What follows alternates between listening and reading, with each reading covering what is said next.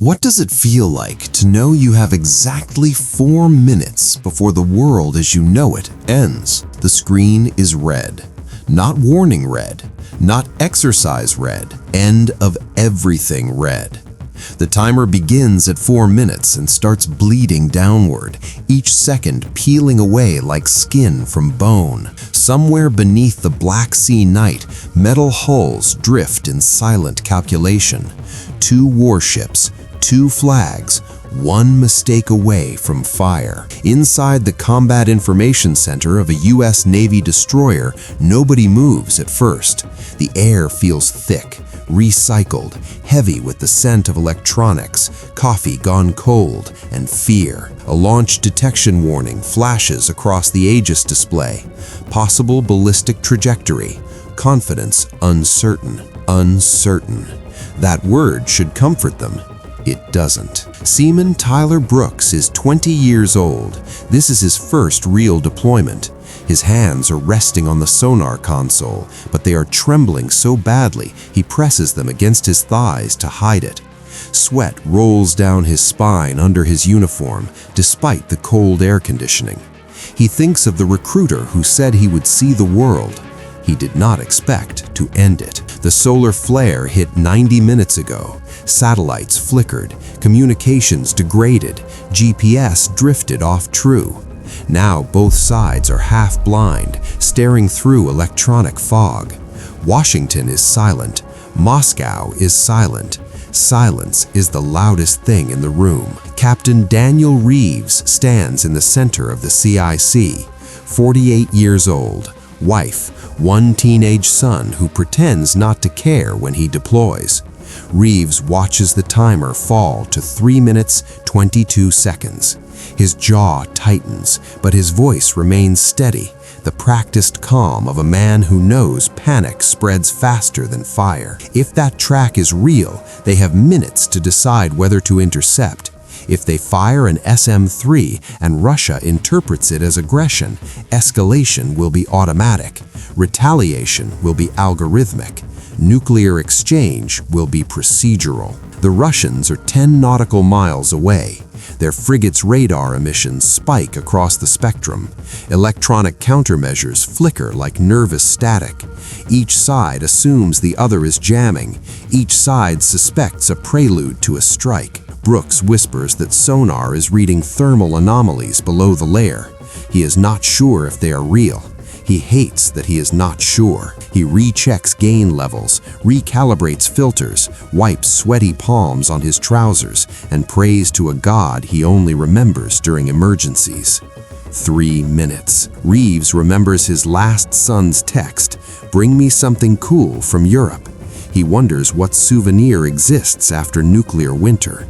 He pictures a baseball glove in the backyard, untouched, frost settling over a silent neighborhood. Across the dark water, Russian Captain Viktor Sokolov stands beneath dim red lights of his own command center. He is a patriot. He is also a father. He sees American radar painting his ship. His tactical officer recommends preemptive defensive action. Sokolov feels the weight of that word, preemptive. It sounds clean. It means first. It means history will write his name in a paragraph soaked in ash. 2 minutes, 30 seconds. On the American destroyer, the anti-air battery acquires a fast mover. A Russian Su-30 cuts across the horizon at nearly Mach 1, afterburners slicing the dark. The jet is too close, dangerously close. Whether it carries live ordnance, no one knows. Target locked, someone says. The tone in the headset is shrill and steady. It sounds like inevitability, like fate clearing its throat. Reeves feels sweat under his collar. He wipes it away, hoping no one sees. A captain is not supposed to sweat. A captain is supposed to decide, even when the decision is a coin toss with continents on either side. 2 minutes.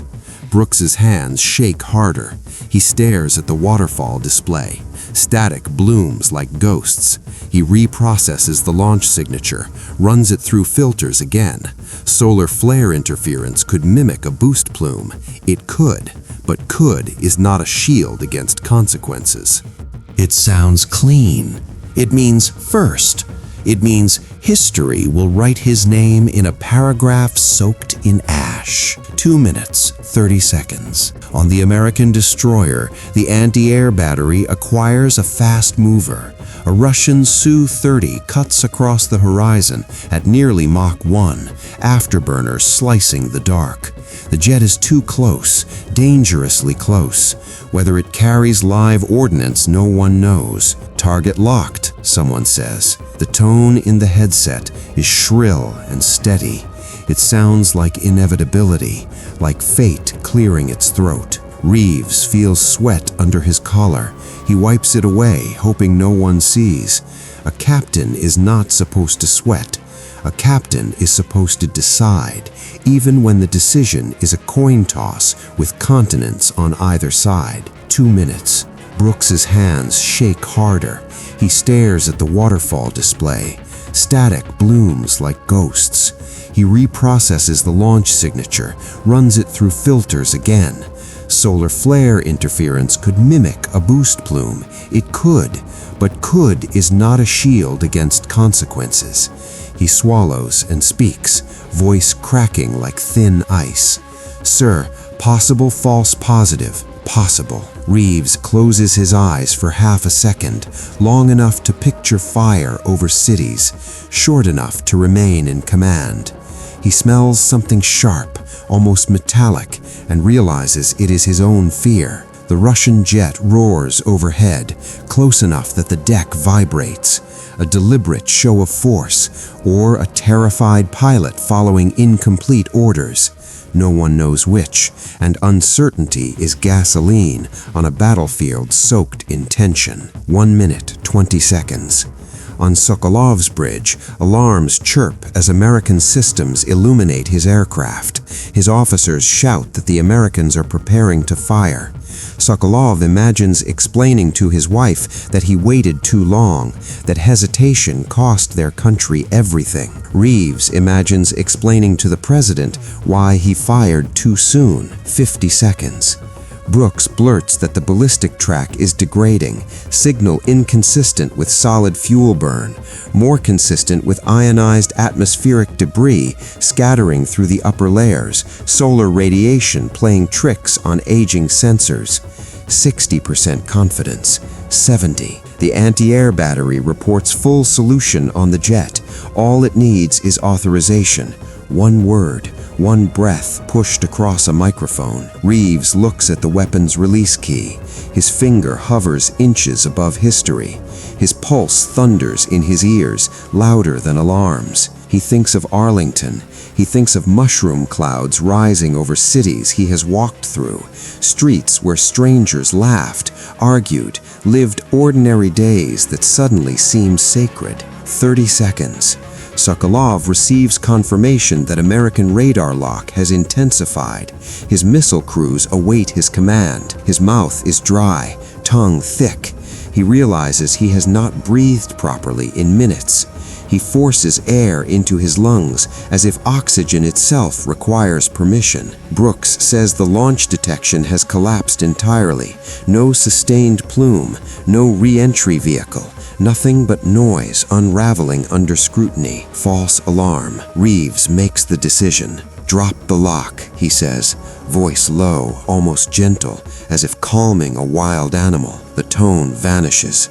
Silence crashes into the CIC like a wave. Across the sea, Russian sensors detect the American disengagement. Sokolov stares at his own weapons officer, sees the question in his eyes, the fear of being the one who hesitates. "Stand down," he orders. Static hisses, then a Russian voice responds, tired, human. "This is Russian Federation ship Admiral Grigorovich. We are also standing down." There is no apology, no accusation, only exhaustion, and the shared understanding of how close they came to writing the final chapter of history. The solar flare continues to disrupt satellites above them. The world beyond the horizon has no idea how close it came to vanishing, how civilization balanced on the breath of 2 men and a frightened technician. Brooks removes his headset. A dark ring of sweat marks the padding. He stares at his hands and wonders how they will ever feel steady again, how he will explain this night to people who argue about traffic and taxes. Reeves walks to the edge of the CIC and rests his palms on the cold metal table. He feels older than he did 10 minutes ago. He understands now that deterrence is not strength alone. It is restraint under pressure. It is doubt in the face of certainty. Courage shaped like hesitation. Across the water, Sokolov sits heavily in his chair. He takes a photograph from his pocket. His son at the beach, laughing, unaware of strategic doctrine or mutually assured destruction, unaware that his future almost dissolved into light. Both captains know the truth. They were blind. They were armed. They were seconds away from irreversible consequence. The Aegis combat system continues to hum quietly, indifferent to morality. Electronic countermeasures flicker. Missiles remain in their cells, patient and precise, waiting for commands that did not come, silent witnesses to human restraint. In the quiet aftermath, the ticking clock on the bulkhead sounds absurdly loud. Every second now feels borrowed, a gift no one knows how to repay. Brooks thinks about how history books would have reduced tonight to paragraphs. Tensions escalated, launch detected, retaliatory strike averted, clean sentences for catastrophic choices. But inside the room, it was not clean. It was sweat in the eyes. It was trembling fingers on a console. It was a captain's hesitation that lasted less than a heartbeat and meant everything. Reeves finally allows himself to sit. He imagines calling home when communications restore. He will not tell his family what almost happened. He will ask about homework and soccer practice. He will pretend the sea was calm and the sky ordinary. Sokolov will do the same. Above them, the sky slowly stabilizes as the solar storm passes. Satellites will reboot. Signals will return. Politicians will posture. Analysts will debate doctrine in climate-controlled rooms far from salt and fear. None of them will feel what those sailors felt. The knowledge that extinction is not a myth or a metaphor. It is a button. It is a decision. It is a human voice saying fire or stand down. Tonight, two men chose restraint, not because they were weak, because they were strong enough to doubt, strong enough to imagine the faces that would vanish if they were wrong. The line between peace and annihilation is not carved in stone. It is drawn in hesitation. It exists in the fraction of a second when a commander decides to trust imperfect information over perfect fear. When humanity outweighs doctrine, the ships drift farther apart as dawn hints at the horizon. The Black Sea reflects a pale gray sky, serene and deceptive, as if it did not just cradle the edge of apocalypse. Inside the destroyer, routine slowly resumes. Reports are filed, systems reset. Coffee is poured with shaking hands that try to pass for steady. But no one forgets the red screen. No one forgets the 4-minute countdown. And somewhere deep inside each of them, a quiet realization settles like a scar. The world did not survive because machines worked flawlessly. It survived because in the most dangerous moment imaginable, human beings chose not to pull the trigger. That is how close it was. That is how fragile it remains. And that is what it feels like to hold extinction in your hands, to feel its weight, its terrible gravity, and decide, against fear, against training, against the roar of alarms, to let it go.